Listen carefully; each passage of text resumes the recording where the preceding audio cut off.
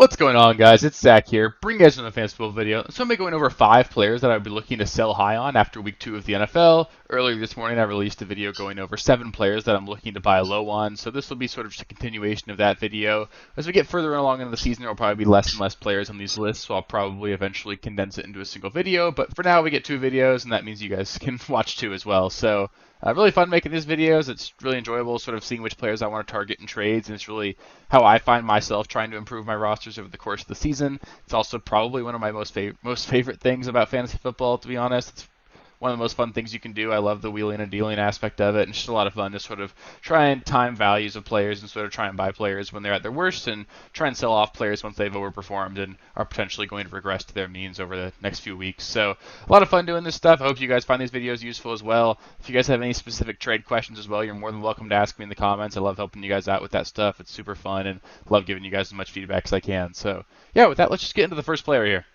So the first player to sell high for me is actually one that I really do advocate that you guys should sell high on, and that's going to be Garrett Wilson. Garrett Wilson scored a touchdown in each of the first 2 weeks so far. It took a miraculous catch in week 1 for him to come down with one, and then it took a 70-yard bomb in week 2 that honestly isn't all that sustainable. I believe he finished the week with 2 receptions only in this one, and the fact of the matter is I just don't see these touchdowns continuing to come for Garrett Wilson as long as Zach Wilson is in at quarterback. If you look at his splits over the last season, Garrett Wilson averaged about 8.8 points per game in games that Zach Wilson was the quarterback, averaging 17.5 points per game in games where Zach Wilson was not the quarterback. So effectively, Garrett Wilson is twice as good without Zach Wilson at quarterback, and what that means is that you have half of Garrett Wilson basically while Zach Wilson's there. The shoe hasn't really dropped yet. He's still putting up good points, and that means that you can still probably sell him on the name value and the overall production over the first 2 weeks. But the fact of the matter is, I think that over the next 15 weeks or so, Garrett Wilson's just going to be like a low-end wide receiver 2 for you guys.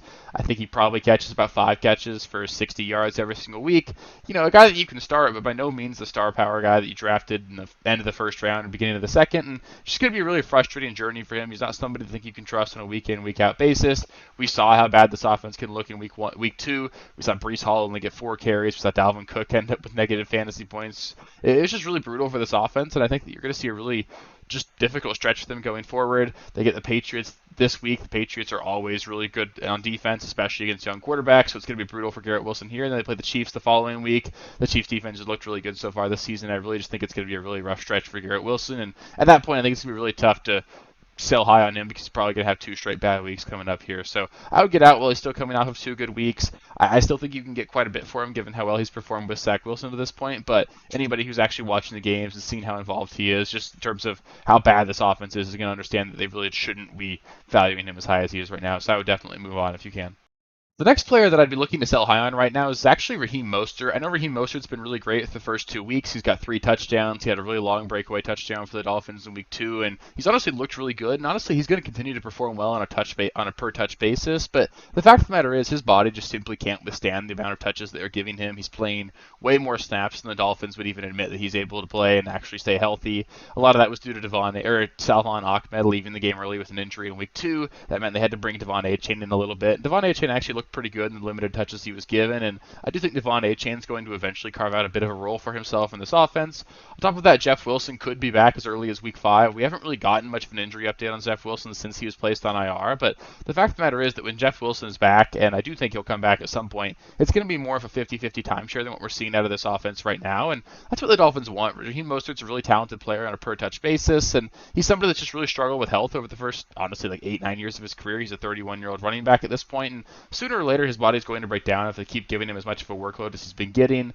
The Dolphins know that, and they're not going to let him continue with that much workload. On top of that, 3 touchdowns in 2 weeks is just not something that's sustainable for him. This is an offense that's going to really want to lean on their passing attack. When you have Tyreek, Waddle, and Tua, why wouldn't you want to do that? You're obviously going to try and throw the ball as much as you can. They're not going to be a very run-centric offense. I think overall you're probably looking at Raheem Mostert as the guy who's going to end up getting between 10 and 15 touches a week, albeit high-value touches in what's a really good offense, but I view him as like a low-end running back too for the next couple of weeks while he's the only guy, and over the course of the season I would expect his workload to only decrease. Jeff Wilson's going to come in at some point. Devon Achane's a talented rookie who should carve out a role, and if that's the case, Raheem Mostert's value is only going to go down from here. They play a maybe good defense in Denver this week. They've looked really bad for the first couple of weeks, but they've been decent in the past. Obviously, they haven't really allowed too much against running backs. They held Josh Jacobs in check in week 1. I guess Brian Robinson did have a great week in week 2. But the fact of the matter is, the Broncos have really been carved up for the passing game. And I think that's what the Dolphins are going to want to do here. And with that being said, I think that you're just looking at a scenario where Raheem Mostert's coming off of what might end up being the best week of his season, and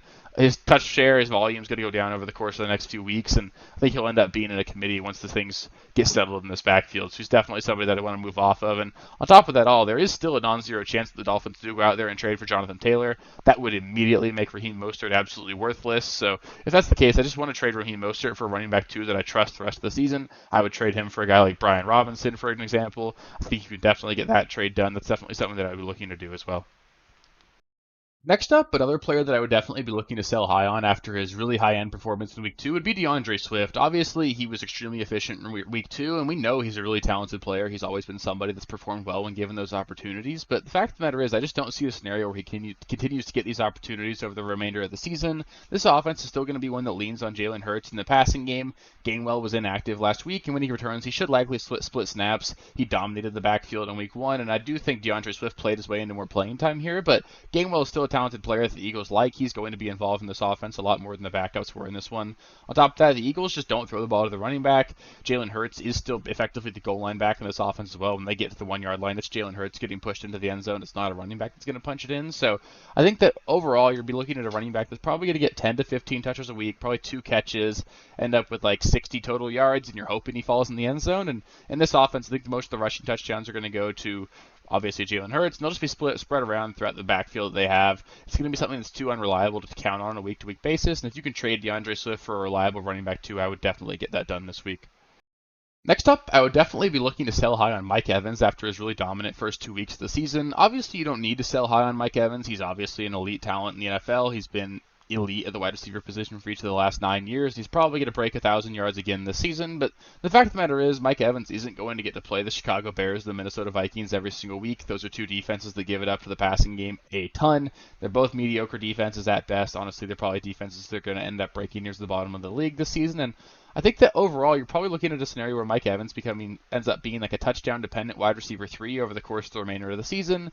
And just given his high-end production over the first 2 weeks associated with his name value, I think he's definitely someone that you could trade high on and get like a low-end wide receiver 1 if you package another asset.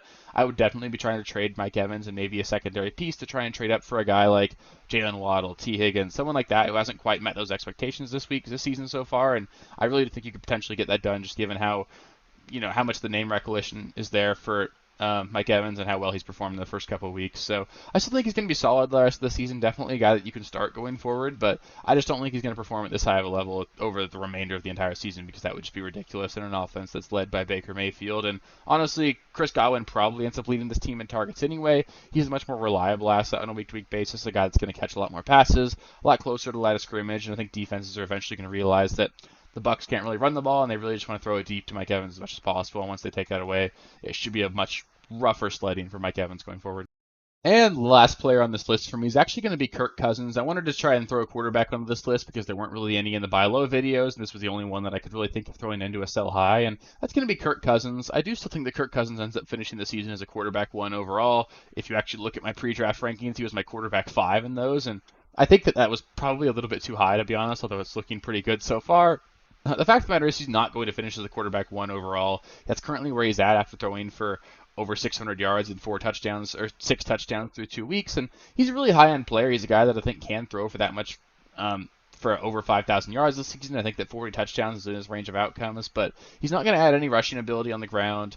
Most of the touchdowns for this offense have been scored through the air, and I think that over time they're going to see a little bit more of a shift towards Alexander Madison scoring some when they get towards the end zone. And there's just a lot of really high draft capital quarterbacks that have underperformed so far, guys like Justin Fields, Lamar Jackson, Trevor Lawrence, and I think the managers for all 3 of those quarterbacks are probably guys that are honestly a little bit concerned about the state of their quarterback position. They might be looking for an upgrade at this point, and there's also plenty of managers who ended up having to wait on the quarterback position. Maybe they ended up with Deshaun Watson or Geno Smith or guys who just really haven't performed to the level that they were hoping. And if that's the case, I think you could definitely be trying to trade Kirk Cousins for a guy that's going to be a reliable starter for you going forward. If you drafted Kirk Cousins, you probably drafted 2 quarterbacks in your drafts. You're likely okay moving on from him. And I do think that even though he's going to be a reliable weekly option for you guys, if you guys need a starter in your lineup, if you've got a hole anywhere, maybe you lost Nick Chubb, if you could trade Kirk Cousins for a reliable running back starter, I would definitely be looking to do that because he's probably not going to continue putting up a 320-yard, 3-touchdown per game pace. And even though I think he'll end up being like a 250 and 2 kind of guy over the course of the season, that's not something that's going to be any sort of week-winning performance. And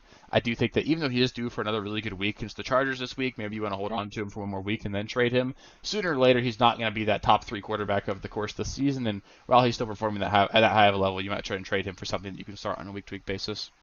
So that'll do it for my 5 players to sell high video. If you haven't seen it already, please do take the time to go watch the video where I go over 7 players that I'd be looking to buy low on. If there's anybody that I left off of either of those lists, feel free to let me know in the comments. I'd love to interact with you guys there. If you guys have any trade questions, any potential offers coming in your way, feel free to let me know there as well. I'm happy to give you guys my opinion. It's just a lot of fun interacting with you guys and really seeing what sort of trades you guys are making. So with that being said, I do want to thank you guys so much for watching. Tomorrow you guys will get the Thursday night primer, and then on Saturday morning you guys will get my complete breakdown of every single game this week and going over which players I'd be looking to start and sit in those games as well. So super excited for week 3 here. It's been a lot of fun. Really hope you guys enjoy making these trades, enjoy these videos, and hopefully we can help you guys make your teams better going into week 3. So that being said, I want to thank you guys so much for watching again, and I'll catch you next time. Thank you guys for watching. If you haven't already, please be sure to subscribe to the channel, like the video, check out these other videos here if you haven't. If you want more content, please feel free to follow me on Twitter at RealSteelFFB. I'll be more active on there as the season goes on. Thanks. Catch you later.